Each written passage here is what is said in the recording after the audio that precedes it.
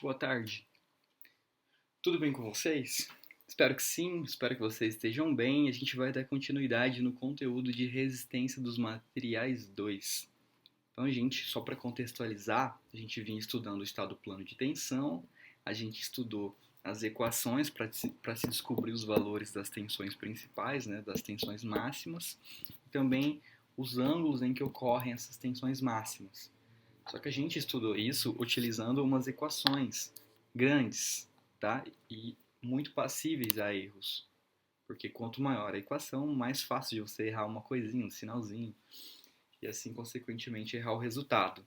Então, agora apresento a vocês uma outra forma de se descobrir as tensões principais, que é um modo gráfico, né? A gente vai utilizar um círculo. Esse círculo é chamado de círculo de Mohr. Então, é uma outra forma de se descobrir as tensões principais, né, as tensões máximas de determinado elemento e também o ângulo do plano em que essas tensões principais, essas tensões máximas ocorrem. Então, basicamente, o círculo de Mohr ele vai servir para descobrirmos os valores das tensões principais e o ângulo em que elas ocorrem. Então, a gente vai basicamente pegar um exercício, tá?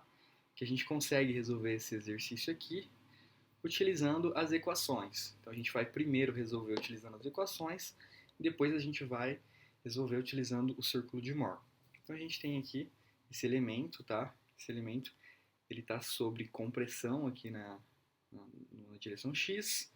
Aqui ele está sendo tracionado com 90 MPa, ele está sob tensão cisalhante de 60 MPa. Então a gente estudou os sinais, né? Tração positivo, compressão negativo, e para esse caso aqui, olhando a face direita com a setinha para cima, então tensão cisalhante também positiva. Então, menos 20, compressão, tração, e a tensão cisalhante 60 positiva. Então, aplicando essa equação aqui, tá? Aplicando isso aqui, a gente descobre os dois valores das tensões principais. Então a gente chega em 116 MPa e menos 46,4 MPa. Também a gente consegue descobrir o ângulo, né? Os dois ângulos dos planos em que ocorrem as tensões principais. A gente chega, substituindo nessa fórmula, a gente chega em menos 47 e 132,41. Eu sugiro que vocês pausem o vídeo nesses dois últimos slides e refaçam esse cálculo para ver se vocês chegam nesses mesmos valores aqui que eu cheguei, tá? Então, esse é o primeiro modo, é o modo com fórmula para se descobrir as tensões principais e os ângulos em que elas ocorrem.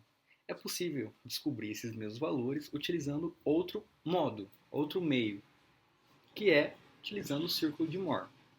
Então agora a gente vai para o AutoCAD resolver esse mesmo exercício utilizando o modo gráfico, utilizando o círculo de Mohr. Você pode fazer isso utilizando um papel milimetrado ou até mesmo um papel sulfite, desde que você tenha cuidado com a escala e tenha cuidado com o círculo bem feito, né? Tem que utilizar um compasso. Aqui a gente vai fazer no AutoCAD, tá? Então, indo para o AutoCAD, aqui eu já peguei os valores, tá? Que a gente vai precisar, sigma x, sigma y e tal xy. Então a primeira coisa que a gente faz é desenhar as origens. Então vamos fazer duas retas de valor qualquer, tá? Então essas duas retas elas vão representar o zero, tá? Então a gente tem uma reta na direção x e outra reta na direção y. A reta na direção x ela vai representar o valor de sigma para a gente, tá? E a reta na direção y vai representar o tal. Esse tal tá diferente, mas se refere à mesma coisa, né? Então, na direção y a gente vai representar as nossas tensões cisalhantes. E aqui as nossas tensões axiais, tá? Aqui sigma e aqui tal. Então, vamos olhar aqui. A gente tem o valor de menos 20 de sigma, tá? Então, sigma, o primeiro valor de sigma é menos 20. Então, a gente vai traçar Se aqui é o zero, né? Isso aqui vai representar o zero, tá? Essa reta é o zero, o menos 20 vai estar para cá. Então a gente vai fazer o quê?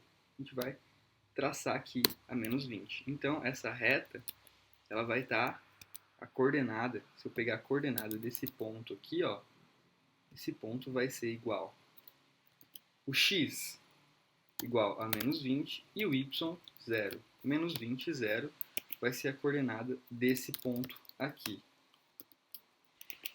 Deixa eu só diminuir aqui.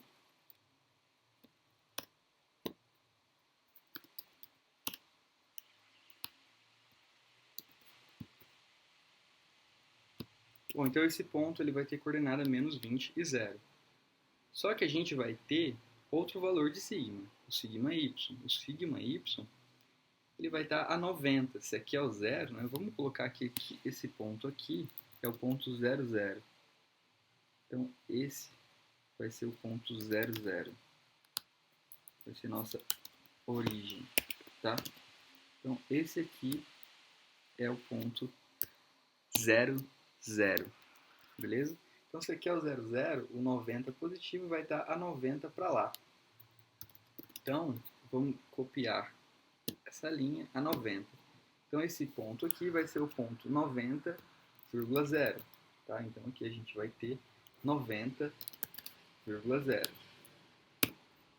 Então, esse pontinho é o ponto 90,0. Então, eu marquei aqui os valores do sigma, né? Na reta horizontal. Eu só vou trocar os valores, as cores aqui, então essa aqui vamos deixar em branco, tá? Então se refere aos valores de sigma, essas duas retas. Só que agora a gente tem que marcar os valores de tal, já que aqui essa reta vertical tem os valores de tal, então a gente precisa marcar os valores de tal. Então tal vai ser 60 e menos 60. Então a gente vamos considerar o 60 positivo para baixo. Então esse aqui vai ser o 60 positivo, tá? Opa, não foi. Então aqui a gente vai ter o 60 e aqui a gente vai ter outro 60, tá? Então aqui vai ser o 60 positivo, vamos deixar ele em branco. E aqui vai ser o 60 negativo. Então só para ficar claro, então esse ponto aqui ele vai ser menos 20,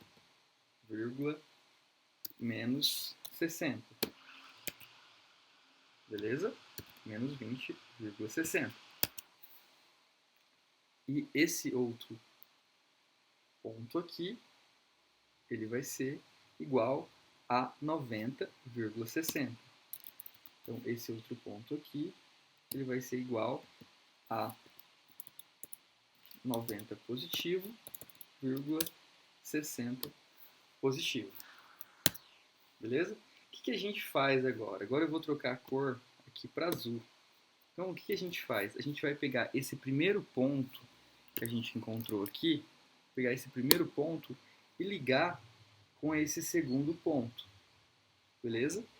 Só isso. A gente vai ligar esse primeiro ponto, menos 20, menos 60, e vai ligar com o segundo ponto, que é 90,60. Onde cruzou o eixo horizontal aqui, vai ser o centro do nosso círculo. Então a gente vai agora desenhar um círculo aqui no AutoCAD. Então a gente vai desenhar esse círculo. Qual é o raio do círculo? O raio do círculo seria da origem desse ponto aqui até aqui. Então esse seria o raio do círculo. Pronto, a gente já desenhou o nosso círculo. Beleza? Então, só vou ajeitar aqui. Esse aqui é o ponto 90, 60, tá? E esse aqui é o menos 20, menos 60. Esse aqui é o ponto 0, 0. Então eu já posso cortar essas linhas aqui, que elas não são mais interessantes por agora, tá? Então eu posso cortá-las.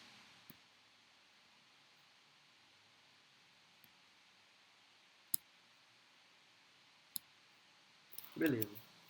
Agora fica fácil de descobrir os valores das tensões principais. Então, da origem até a beiradinha aqui do círculo, a gente vai ter o valor de, vamos ver, cotando aqui, 46,39. Só que aqui é um valor negativo, né? Porque aqui é o zero e para a esquerda está diminuindo. Então aqui a gente tem um valor de menos 46,39. Então esse é um valor de tensão principal.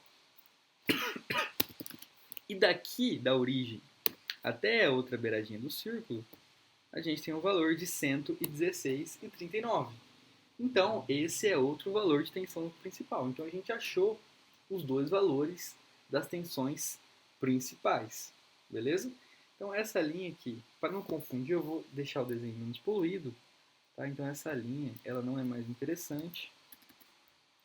Essa aqui também não. E essa aqui também não.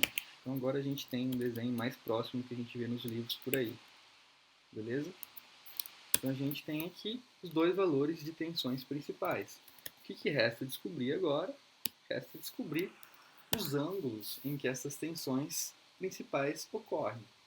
Então, eu já adianto que a gente vai considerar a direção zero a direção dessa linha que a gente traçou. Então, aqui vai ser o zero. Se essa linha nos indica a direção zero, nos interessa conhecer o ângulo formado entre essa linha e essa. Então, vamos descobrir. Então, o ângulo entre essa linha e essa é 47,49 graus. Só que saindo da horizontal e indo até essa linha, a gente está caminhando no sentido horário. Então, vamos considerar o sentido horário, da horizontal até a linha em sentido horário.